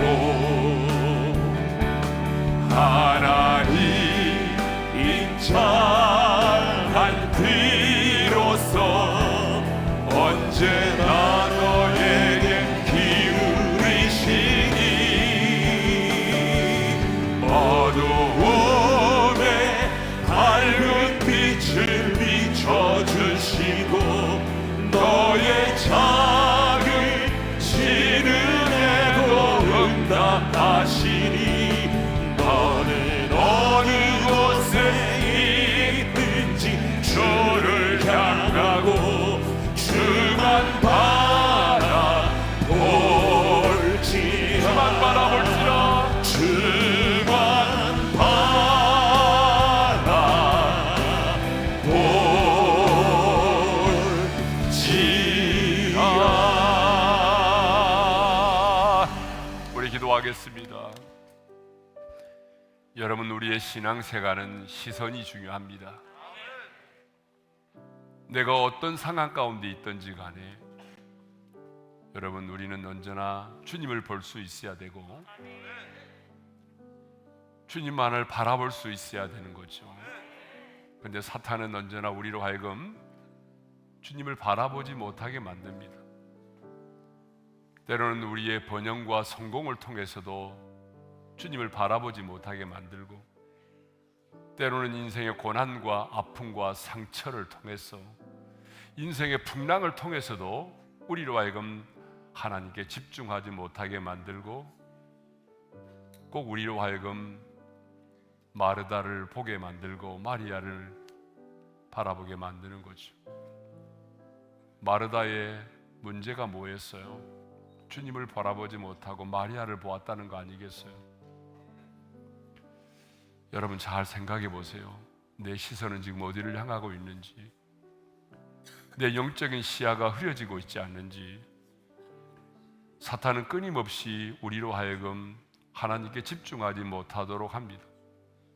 그래서 때로는 탐욕의 눈을 갖게 만들고 정욕의 눈을 갖게 만들어서 하나님을 바라보지 못하게 만들죠.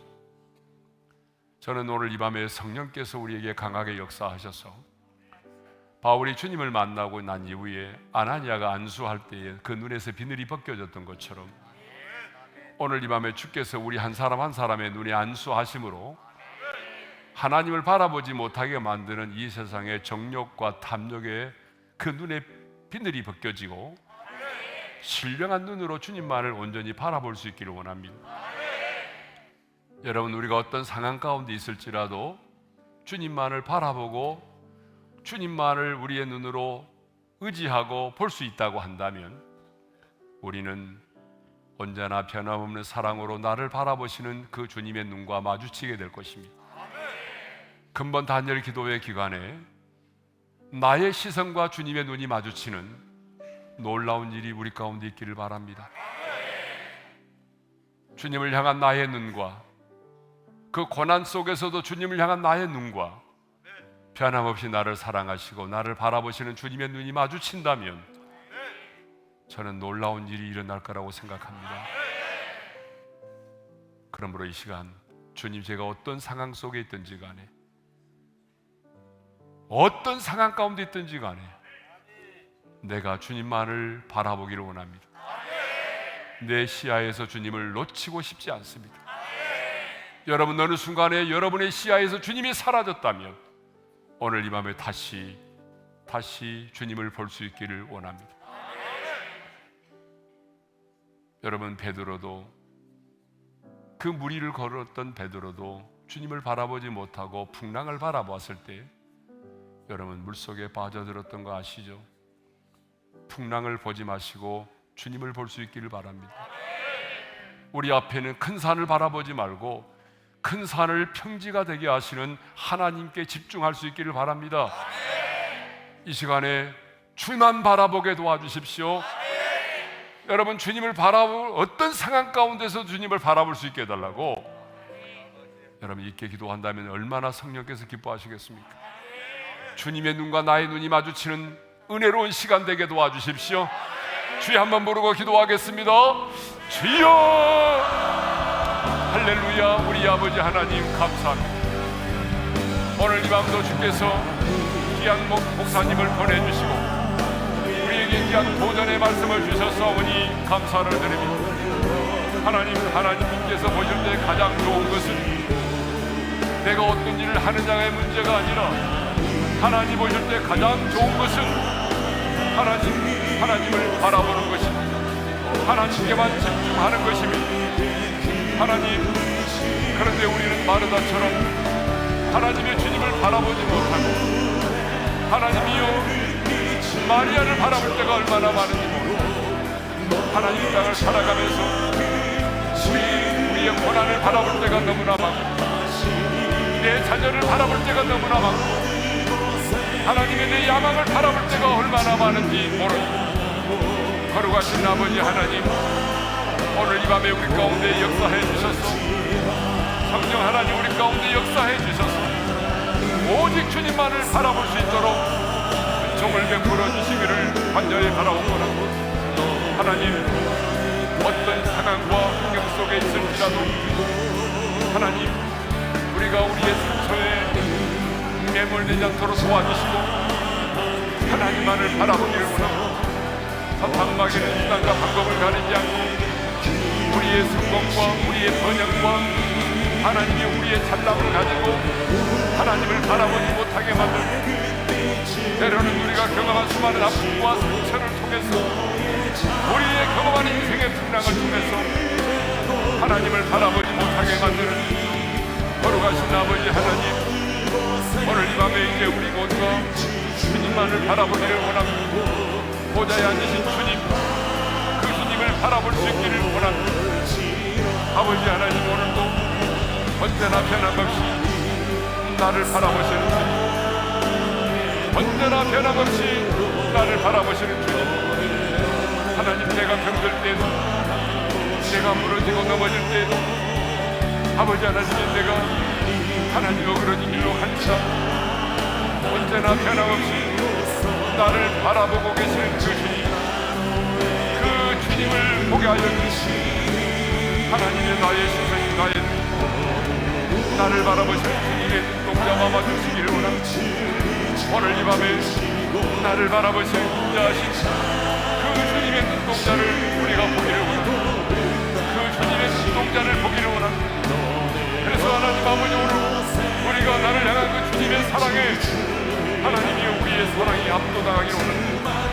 주님, 나를 바라보시는 그 주님의 눈동자, 나를 바라보시는 그 주님의 눈길을 바랍니다. 그 눈길 속에서 우리가 하나님의 사랑을 경험하게 하시고 하나님, 우리의 약함이 벗어지게 도와주시고 하나님 아버지요, 정말 우리 안에 첫사랑이 회복되어지고 우리의 모든 연약함이 벗어지게 될 줄로 믿사오니 하나님이 오늘 이 밤에 우리의 눈을 열어주시기를 원합니다.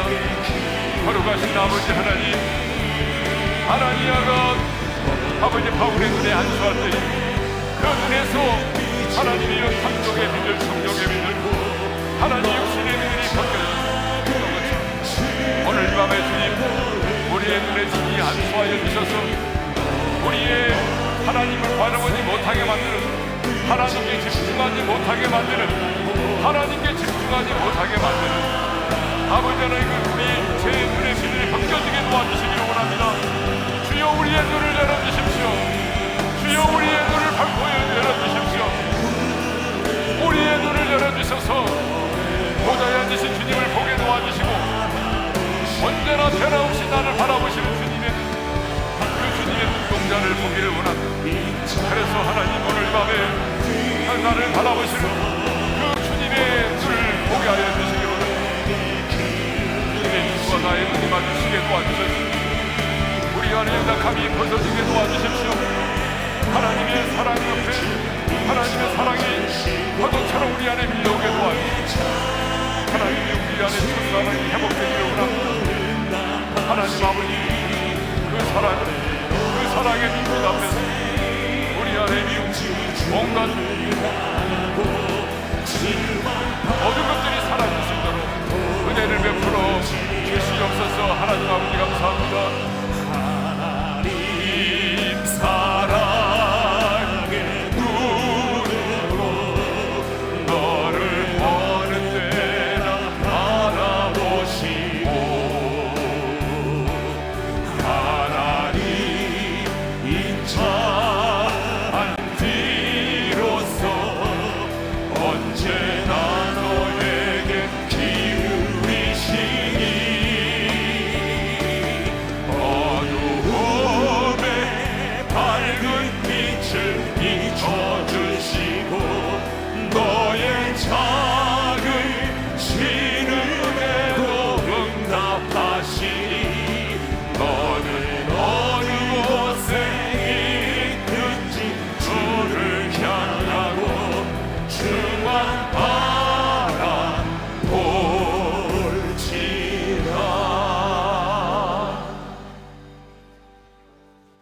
사랑의 하나님 아버지,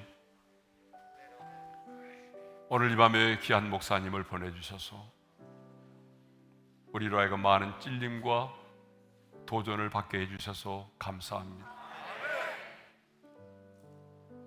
하나님 보시기에 가장 좋은 것은 내가 온전히 주님만을 바라보는 것입니다. 그런데 우리는 우리의 시선이 주님께 집중하지 못하고 주님만을 바라보지 못할 때가 참 많습니다. 때로는 우리의 교만으로 인해서 나의 성공과 번영과 잘됨으로 인하여 하나님을 바라보지 못할 때가 많이 있고 때로는 우리 안에 있는 수많은 실패와 상처와 아픔과 풍랑 때문에 또한 주님을 바라보지 못할 때가 많이 있습니다. 주님, 이제 내가 어떤 상황 가운데 있든지 간에, 인생의 풍랑 가운데 있든지 아픔과 상처 가운데 있든지 어떤 상황 가운데 있든지 간에 우리의 시선이 주님을 향하기를 원합니다. 주님만을 바라보기를 원합니다. 그리고 변함없는 사랑으로 나를 바라보시는 그 주님의 눈을 볼 수 있기를 원합니다. 내가 실패하고 넘어지고 좌절하고 때로는 하나님을 등지고 때로는 믿음의 자리에서 떠나갈지라도 변함없는 사랑으로 나를 바라보시는 주님, 오늘 이 밤에 나의 눈과 주님의 눈이 마주치기를 원합니다. 나의 눈을 열어주셔서 주님을 보게 하시고 변함없는 사랑으로 나를 바라보시는 그 주님의 눈을 보게 해주셔서 나의 눈과 주님의 눈이 마주치는 이 순간 우리 안에 모든 연약함이 벗어질 줄로 믿습니다. 우리 안에 무너진 것들이 다시 회복될 줄로 믿습니다. 첫사랑이 회복될 줄로 믿습니다. 주님, 우리 안에 모든 두려움이 사라질 줄로 믿습니다. 우리의 눈에 안수하여 주셔서 우리의 눈에 육체의 비늘, 정욕의 비늘, 탐욕의 비늘이 벗어지게 도와주십시오. 우리의 눈을 열어주십시오. 예수님의 이름으로 기도합니다. 아멘. 이제 우리 기도할 텐데요, 저는 오늘 주일날 이 말씀을 전했습니다. 큰 산아 수르바벨 앞에서 평지가 되리라. 여러분, 이 말씀은 성전 공사가 중단됐을 때에 하나님께서 그 순금 등잔대의 환상을 보여주면서 주신 말씀입니다. 우리는 문제를 외칠 때가 많아요. 근데 하나님은 문제를 외치지 말고 해답을 외치라고 말씀하십니다. 여러분, 우리는 우리의 문제를 외칠 수는 있어요. 믿음이 없어도 얼마든지 말할 수 있어요. 큰 산아, 내가 무엇이냐? 여러분, 우리 앞에 있는 큰 산은 우리 힘으로 해결할 수 없는 인생의 문제들이잖아요. 당시의 큰 산은 성전을 건축하는 것이었어요. 그렇지만 우리 앞에는 우리의 힘과 능력으로 해결할 수 없는 인생의 문제들이 있어요. 그것이 또한 사람일 수도 있고요, 내 힘으로 해결할 수 없는 경제적인 어려움일 수도 있고요, 내 힘으로 해결할 수 없는 어떤 질병일 수도 있고, 우리에게는 내 힘으로 해결할 수 없는 큰 산들이 있습니다. 큰 산아, 내가 무엇이냐? 여러분, 문제를 외칠 수 있어요. 주님, 배가 아파요. 내 남편 구원해 주세요. 내 질병을 고쳐주세요. 여러분, 이렇게 말할 수 있어요. 그러나 주님은 우리에게 더 많은 것들을 요구하십니다. 성령의 충만함을 받고 믿음으로 내 정욕이 아닌 하나님이 원하시는 그 일을 위하여 해답을 외치기를 원하십니다. 문제를 외치지 말고 수르바벨 앞에서 평지가 되리라. 큰 산아, 내가 무엇이냐로 끝나는 것이 아니라 바로 하나님의 사람인 내 앞에서 평지가 될 것을 선포하라는 것입니다. 여러분, 믿음은 외치는 것입니다. 단순한 외침이 아니라 하나님께서 행하실 것을 믿음의 눈으로 바라보면서 내가 원하는 것을 위함이 아니라 하나님이 기뻐하시는 일을 위하여 믿음으로 외치는 것입니다. 이제 여러분, 큰 산을 향해서 기도할 텐데 큰 산만 바라보지 마시고 큰 산을 마침내 평지가 되게 하실 주님을 바라보면서 여러분 믿음으로 외치십시오. 문제를 외치지 말고 해답을 외치십시오. 마침내 하나님이 여러분의 인생의 큰 산이 평지가 되게 하실 것입니다. 그래서 우리는 은총 하나님의 은총을 노래하게 될 것입니다. 이제 우리 다 같이 주여 한번 부른 다음에 적어도 한 10분 이상 기도하다가 자유롭게 돌아가시기를 바랍니다. 주여 한번 부르고 기도하겠습니다. 주여